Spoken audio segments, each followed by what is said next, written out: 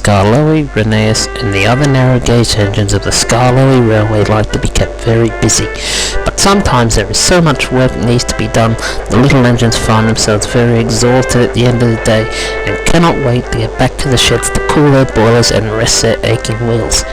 One day in particular, Bertram and Duke arrived back at the sheds, late and very exhausted. "Hello, you two.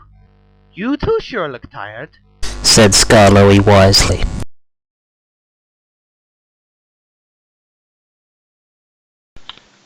"Yes, we've just worked our wheels off, taking holiday makers up and down the line."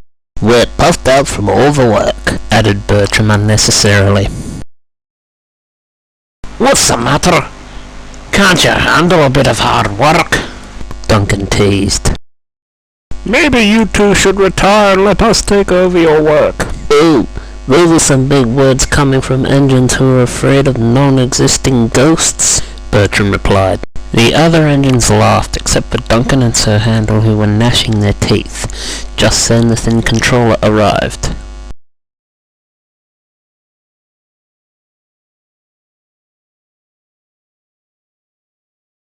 "That's enough.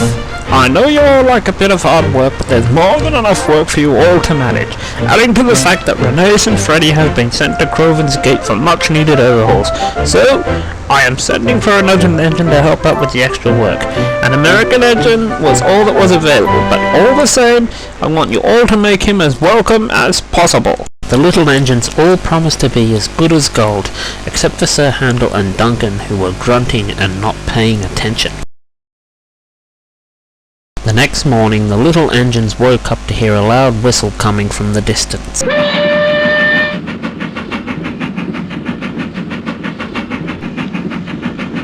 "Oh dear!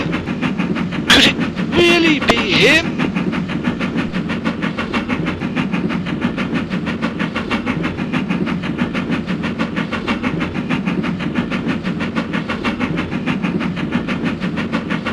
Duke's thoughts were proven correct when the engine saw a red narrow gauge engine stop outside the shed.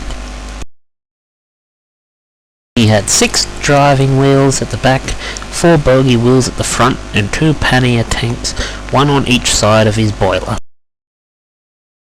"Hello there," greeted Rusty politely.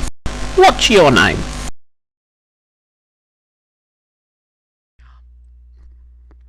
"The name's Stanley.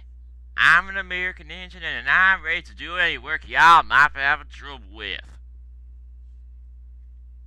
he said in a strong American accent. "Good morning," greeted the thin controller.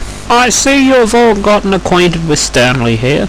He will mostly be helping with the goods work at the slate quarry.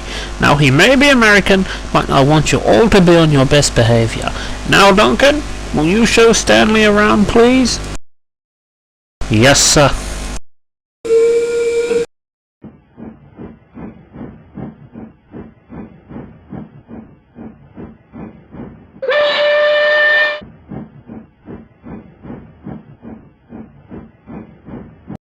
Later on, Duncan and Stanley arrived at the quarry. Duncan explained the routine while Stanley listened very carefully. When Duncan had finished, he told Stanley to shove the empty slate wagons waiting on the siding up to the incline. Stanley puffed forward, but suddenly, without warning, Stanley came off the tracks.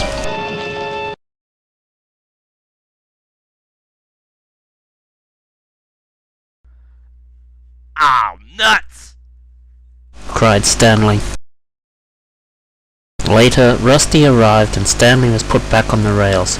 Stanley then went back to work, being extra careful, but not too long afterwards, Stanley was arranging a train of empties up to the incline when he came off the tracks again. "Not again!"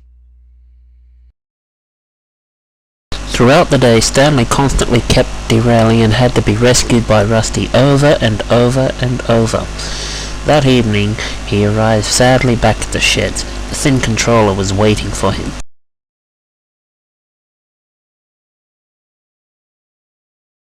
"I thought you could manage your work, but I was wrong. Why do you keep slipping off the rails?"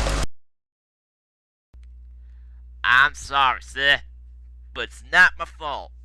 It's because my super smooth wheels weren't made for these smooth rails y'all got here.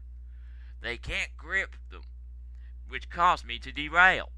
I'm not troublesome or nothing. I always try my best, but these here wheels of mine don't help none. Mourned Stanley. The thin controller looked thoughtful for a moment, then he spoke kindly. If that is the case, then we better send you to Groven's Gate and get those wheels replaced. We cannot afford any, disturbances.